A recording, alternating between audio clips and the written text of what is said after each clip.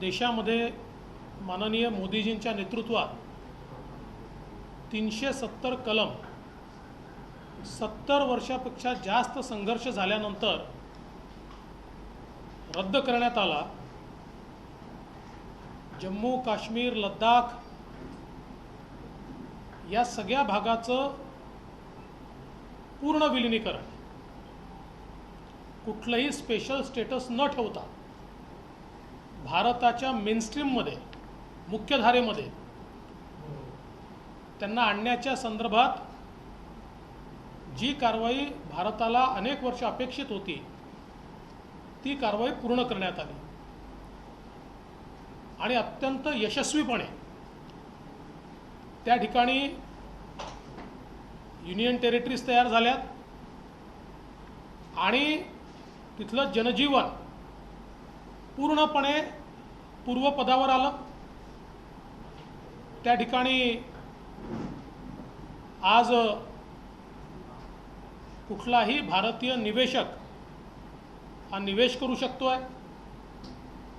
तिथला टुरिझम वाढवण्याच्या संदर्भात मोठ्या प्रमाणात कारवाई सुरू झाली आहे। प्रचंड मोठं इन्फ्रास्ट्रक्चर त्या ठिकाणी बनवायला सुरुवात झाली आहे आणि अशा या परिस्थितीत ज्या काही भारत विरोधी शक्ती आहे अशा शक्ती तिथल्या विविध राजकीय पक्षांशी हात मिळवणी करून आणि त्या माध्यमातून पुन्हा एकदा तिथे 370 कलम लागू झाला पाहिजे अशा प्रकारचा प्रयत्न करतायत। आपल्या सगळ्यांना माहिती आहे की people's alliance for Gupkar declaration या नावाने एक तिथे अनेक पक्षांचं एकत्रीकरण झालं आहे। त्यामध्ये PDP आहे, नॅशनल कॉन्फरन्स आहे, पीपल कॉन्फरन्स आहे, CPM आहे, पीपल्स युनायटेड फ्रंट आहे, पॅन्थर्स पार्टी आहे, अवामी नॅशनल कॉन्फरन्स आहे आणि सर्वात आश्चर्याची गोष्ट की या गुपकर अलायन्समध्ये काँग्रेस देखील सम्मिलित झाली आहे। आता आमचा सरळ सवाल काँग्रेसला आहे की तुम्ही या अलायन्समध्ये सामील झालेत म्हणजे यांचा अजेंडा हा तुम्हाला मान्य आहे का? कारण नॅशनल कॉन्फरन्सचे नेते फारुख अब्दुल्ला यांचा अजेंडा काय? चीनच्या मदतीने 370 कलम आम्ही पुन्हा लागू करू। चीनच्या मदतीने मला तर आश्चर्य वाटतं की या देशामध्ये राहणारा देशाचा नागरिक असलेला आणि एक अतिशय सीनियर नेते म्हणून ज्यांच्याकडे बघितलं जातं असे व्यक्ती चीनच्या मदतीने 370 कलम लागू करायला पाहिजे असं या देशात बोलू शकतात, यापेक्षा प्रचंड आश्चर्य आणि संतापजनक दुसरं काहीच असू शकत नाही। आणि एकीकडे ते या अलायन्सचे पार्ट आहेत आणि दुसरीकडे महबूबा मुफ्ती की ज्या म्हणतात काश्मीरचा झेंडा बहाल झाला नाही तर आम्ही राष्ट्रीय झेंडा त्या ठिकाणी लावू देणार नाही, राष्ट्रीय झेंड्याची मोडतोड करू, अशा प्रकारचं ज्यांनी वक्तव्य त्या ठिकाणी केलं आहे अशा लोकांच्या अलायन्समध्ये काँग्रेस त्या ठिकाणी सम्मिलित होत असेल, अशा प्रकारे ज्या अलायन्समध्ये राष्ट्रविरोधी शक्ती आहेत आणि ज्यांनी घोषित केलं की आम्ही सेपरेटिस्टला सोबत घेऊ, विघटनवाद्यांना सोबत घेऊ, विघटनवाद्यांची आम्ही चर्चा करू, पाकिस्तान परस्त असे जे विघटनवादी आहेत ज्यांचं म्हणणं आहे की काश्मीर पाकिस्तानमध्ये गेलं पाहिजे त्यांनाही आम्ही सोबत घेऊ, अशा प्रकारची मागणी करणाऱ्यांसोबत जर काँग्रेस उभा असेल तर आम्ही रोज काँग्रेसला प्रश्न विचारू आणि या देशाच्या समोर काँग्रेसला निश्चितपणे उघडं पाडण्याचं काम हे या ठिकाणी सर्व देशभक्त जे आहेत आणि राष्ट्रीय शक्ती आहे त्या केल्याशिवाय राहणार नाही। खरोखर या नीतीचा आम्ही पूर्णपणे निषेध करतो आणि आता काहीही झालं तरी या देशामध्ये 370 कलम पुन्हा लागू होणार नाही। कोणी त्याची हिम्मत करू शकणार नाही आणि हिम्मत दाखवण्याचा प्रयत्न केला तर भारताची जनता माफ करणार नाही। हे काँग्रेस सहित या संपूर्ण गुपकर अलायंसला आम्ही सांगू इच्छितो। हम सभी लोग जानते कि आदरणीय मोदी जी की सरकार ने 370 कलम रद्द किया और 370 धारा रद्द होने से 70 साल की जो मांग थी और जो संघर्ष था वो संघर्ष पूरा हुआ और जम्मू कश्मीर लद्दाख सहित जो भारत का अविभाज्य अंग था किंतु अलग स्टेटस देने से जिसके ऊपर लगातार पाकिस्तान परस्त ताकतें पाकिस्तान के साथ उसको मिलाने की बात करती थी, भारत से उसको तोड़ने की बात करती थी, ऐसी सारी ताकतों को करारा जवाब देते हुए हमारी भूमि का इंच और इंच ये हमारा है और वो भारत के साथ एकात्म होगा, इंटीग्रेट होगा।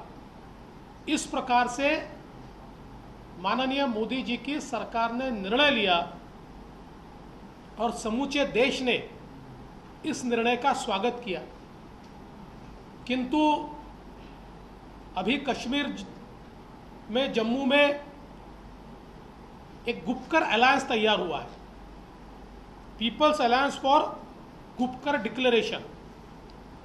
और इस People Alliance for Gupkar Declaration में पीडीपी है, नेशनल कॉन्फ्रेंस है, पीपल्स कॉन्फ्रेंस है, CPM, People's United Front, Panthers Party, Awami National Conference और इसके साथ साथ इसमें कांग्रेस भी सम्मिलित हुई है। हम कांग्रेस को सवाल पूछना चाहते हैं कि गुपकर अलायंस के एजेंडा को उनका समर्थन है क्या? क्या एजेंडा है गुपकर अलायंस का? इसमें नेशनल कॉन्फ्रेंस के नेता श्री फारूक अब्दुल्ला जी, इन्होंने बहुत स्पष्ट शब्दों में ये कहा कि हम चीन की मदद लेकर 370 धारा को बहाल करेंगे। इस देश के अंदर इतने बड़े नेता चीन की मदद से हमारे जम्मू कश्मीर को 370 धारा के अधीन करने की बात करते हैं, इससे और दूसरी कोई बुरी बात हो ही नहीं सकती, गलत बात हो ही नहीं सकती। और इसकी जितनी भर्त्सना की जाए उतनी कम है। लेकिन ऐसे फारूक अब्दुल्ला जी जिस गुपकर के अभिभावक है, जिस गुपकर के नेता है, उसके साथ कांग्रेस ने हाथ मिलाया है। साथ साथ महबूबा मुफ्ती, जिन्होंने स्पष्ट रूप से कहा कि अगर कश्मीर का झंडा बहाल नहीं हुआ तो भारत का तिरंगा कश्मीर में फहराने नहीं देंगे, उस तिरंगे की इज्जत नहीं होगी, उस तिरंगे को फहरने नहीं दिया जाएगा, उसकी टूट होगी। इस प्रकार से भारत के तिरंगे का अपमान करने वाली महबूबा मुफ्ती जी, इनके साथ कांग्रेस जम्मू कश्मीर में अलायंस कर रहा है। और इस अलायंस ने और क्या एजेंडा किया है? तो पाकिस्तान परस्त ताकतों के साथ मिलकर हम लोग कश्मीर की लड़ाई लड़ेंगे। जो लोग सेपरेटिस्ट है, विघटनवादी है, ऐसे लोगों को साथ में लेकर हम कश्मीर की लड़ाई लड़ेंगे। इस प्रकार का जिनका एजेंडा है, उनके साथ अगर कांग्रेस जाता है, देश विघातक तत्वों के साथ, विभाजनकारी तत्वों के साथ अगर कांग्रेस अलायंस करता है, तो मुझे लगता है कि इसका जवाब देश को, कांग्रेस को देना होगा। और हम रोज सवाल करेंगे कांग्रेस को कि इस प्रकार से इस देश के अंदर विभाजनकारी ताकतों के साथ आप किस प्रकार से अलायंस कर सकते हो।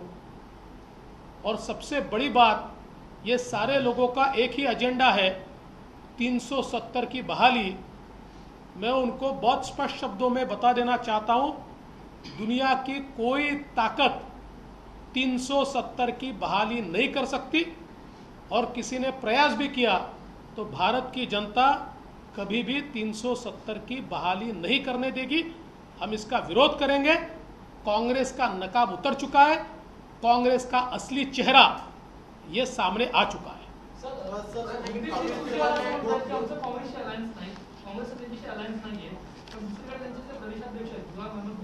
त्यांनी असं म्हटलं की बीडीसीचे जे इलेक्शन आहेत त्यात काही ठिकाणी आम्ही डिस्ट्रिक्ट लेवलला अलायन्स केलेलं आहे, अलायन्सची जी यादी आहे त्या दुसऱ्याच्या तीन कॅन्डिडेट पण आहेत काँग्रेसचे। नाही, काँग्रेसने ओपन अलायन्स त्यांच्याशी केला आहे लोकल बॉडीच्या इलेक्शनमध्ये, आणि सगळीकडे एका झेंड्याखाली ते निवडणूक लढतात। लेकिन कपिल सिब्बल का कहना है कि अभी बीजेपी कह रही है कि कांग्रेस ने पीडीपी के साथ हाथ मिलाया, लेकिन जब सरकार बनाई थी बीजेपी ने पीडीपी के साथ, तब बीजेपी को ये सब बातें याद नहीं थी। जब बीजेपी और पीडीपी का अलायंस हुआ था उस समय एक स्ट्रैटेजिक अलायंस हमने किया था, क्योंकि पाकिस्तान ये कहता था कि भारत में डेमोक्रेटिक प्रोसेस नहीं हो पाएगी। कश्मीर में डेमोक्रेटिक प्रोसेस को पूरा करने के लिए उस समय की वो आवश्यकता थी। जिस समय आवश्यकता खत्म हुई, हमने सत्ता छोड़ दी। हमने पीडीपी को नहीं छोड़ा, हमने सत्ता को छोड़ दिया। और सबसे बड़ी बात, जब तक हमारे साथ पीडीपी थी, उनकी ये हिम्मत नहीं थी कि वो भारत के तिरंगे का अपमान कर दे। अब जब वो भारत के तिरंगे का अपमान कर रहे हैं, ऐसे समय कांग्रेस उनके साथ जा रही है। कपिल सिब्बल जी इसका जवाब दें। मुद्दा आहे की ठामपणे कायदा पुन्हा लागू होऊ शकत नाही, तर ठाम विश्वास असताना काँग्रेस अशा काही असेल करत तर त्याचा धोका का निर्माण होतो? याचं कारण आहे की तुम्ही जर म्हणाल आम्ही चीनला आणू, आम्ही पाकिस्तानशी चर्चा करू किंवा पाकिस्तानवादी शक्तींशी चर्चा करू, यातनं जी डेमोक्रेटिक प्रोसेस त्या ठिकाणी सुरू झाली आहे ती डेमोक्रेटिक प्रोसेस देखील धोक्यामध्ये येते। आणि दुसरं, भारत विरोधी शक्ती, मग ती चीन असेल किंवा पाकिस्तान असेल, यांना त्यांचे प्रवक्ते भारतात मिळतात, हे त्यांचे प्रवक्ते आहेत। त्यामुळे भारतामध्ये जर त्यांना प्रवक्ते मिळत असतील तर भारत अस्थिर करण्याकरता त्यांचे सैनिक पाठवण्याची गरज काय आहे? हेच काफी आहे।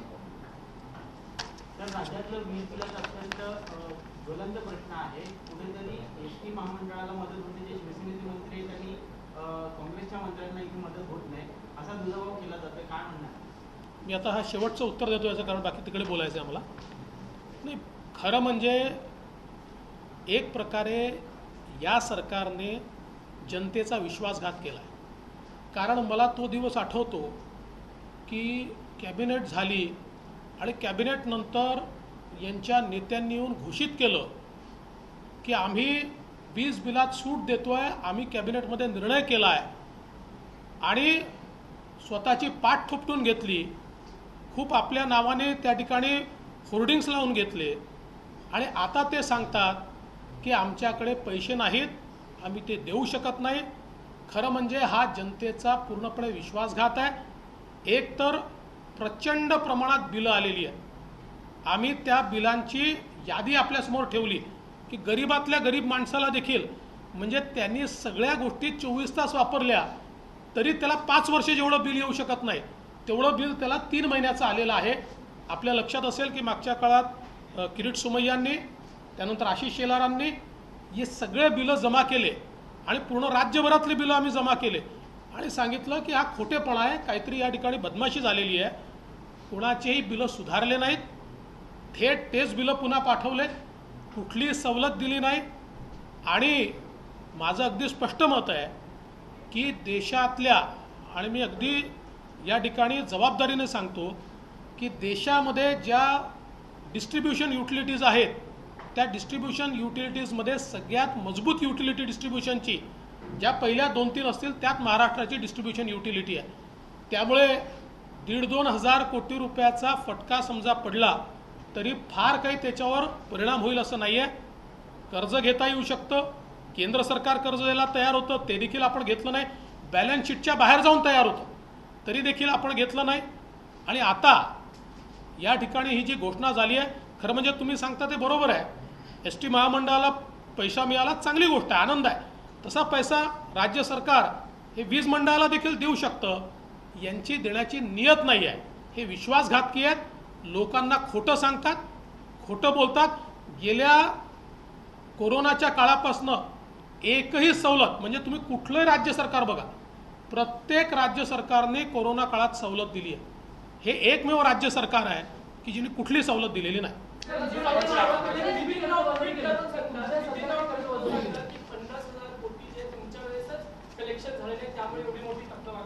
मला असं वाटतं की नितीन राऊत एकतर अभ्यास करत नाही आहेत, किंवा नितीन राऊतांना चुकीची माहिती दिली जाते आहे, किंवा आता आपलं तोंड लपवायची वेळ आल्यामुळे ते चुकीची आकडेवारी सांगतायत.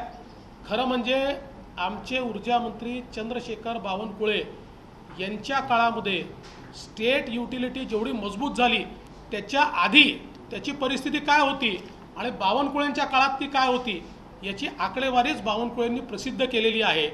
त्यामुळे आपलं अपयश लपवण्याकरता कधी केंद्राकडे बोट दाखवायचं, कधी गेल्या सरकारकडे. तुमच्यात ताकद असेल, शक्ती असेल तर घोषणा करा, नाही तर घोषणा करू नका. Are you suspecting some sort of a difference in the alliance, sir?